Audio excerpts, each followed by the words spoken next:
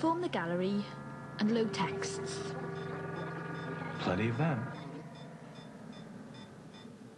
All the people that visited factories, travel writers, novelists, parliamentary commissioners. Why was so much... Sorry.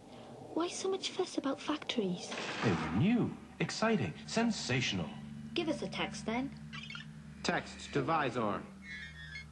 The modern miracles, my friend, are to me the machines here, and the buildings that house them called factories. Such a block is 8 or 9 stories high, sometimes has 40 windows along its front, and is 4 windows deep. A number of such blocks stand in very high positions and dominate the neighborhood.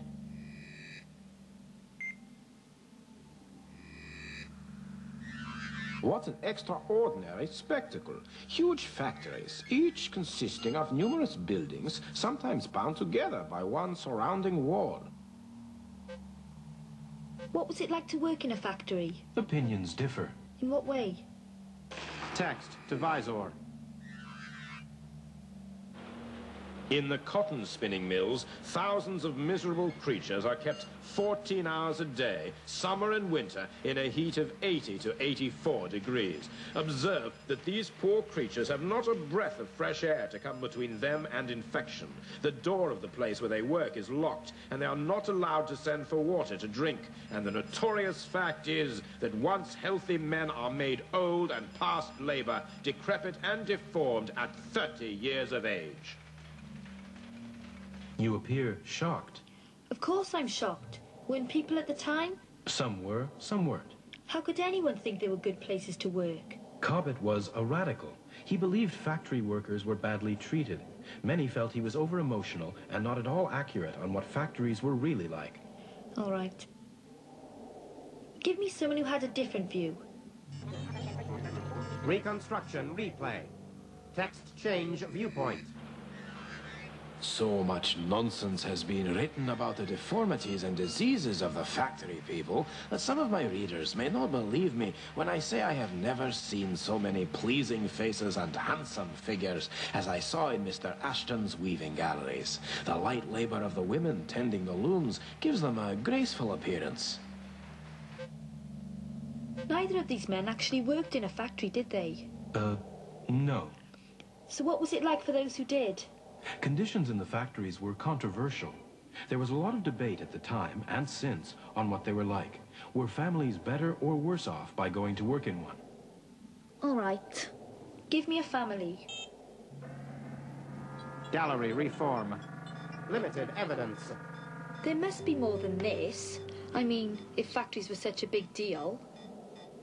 The very people that were most affected by factories, the people that you'd most want to select, working-class families, were those least likely to write about their day-to-day life. All right. Give me a reconstruction. I'll take him. Animate actor. We used to gather taters before we come here. And when taters were in soil, I'd do a bit of walling, willow weaving, you know, making fences. And the wife made baskets, and kids helped her. Whittling cane, warping willow, you know. Yeah, Cottage Drive. We come to the factory, must be 5 years back now. But I come because it's regular work, you know. I started here shifting bales, and now I'm in mule sheds. Spinning mules. And the family still work for me.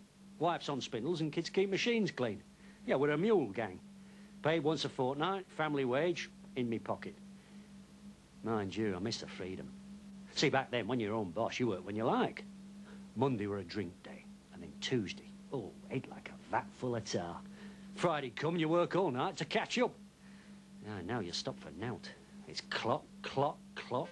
What's he on about? Never before had time been so important. Machines don't need to eat, drink, or sleep. They run night and day. People weren't used to working in this way, so the factory owners were forced to impose all kinds of discipline. Reanimate. Fine you for leaving a window open. Fine you for going further than roving room when fetching. Fine you for whistling. Oh, aye, down it goes in bait book. Fine you if you're 5 minutes past bell in the morning.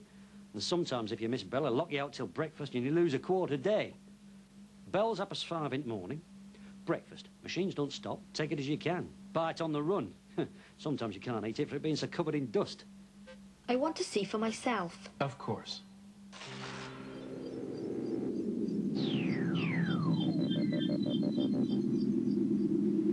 Probe selected. Next to visor. On entering, we were nearly suffocated with the heat and a most intolerable stench. The room was exceedingly low and crowded with workmen, and from the small number of windows, we cannot conceive it possible for them to have sufficient air to enjoy good health. Watch out! Oh, that was close. These looms are powered by steam. If you get in the way, they won't stop. So they're dangerous. Not if you know what you're doing. Another text. One lad was kneeling down, fettling the machines. A strap caught him about his ankles and carried him round the wheel and dashed his brains out on the floor. Gross. There is no available data on the frequency of industrial accidents, but it is true the machines had no safety guards.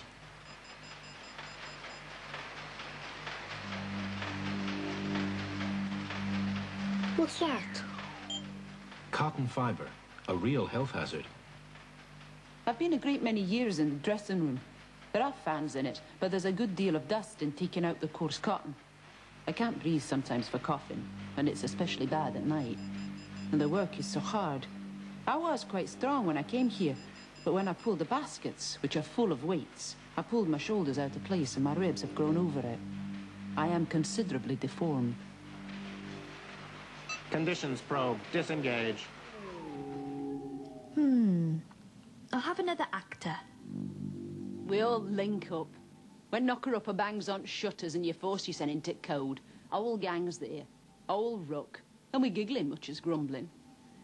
My five's all old enough to work. They were me and the dad, we keep an eye.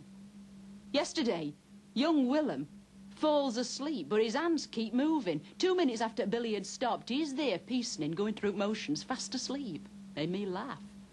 Scrawny kid. Just turned 7. You're not thinking. That's far too young to be at work. Gallery reform. Child labor.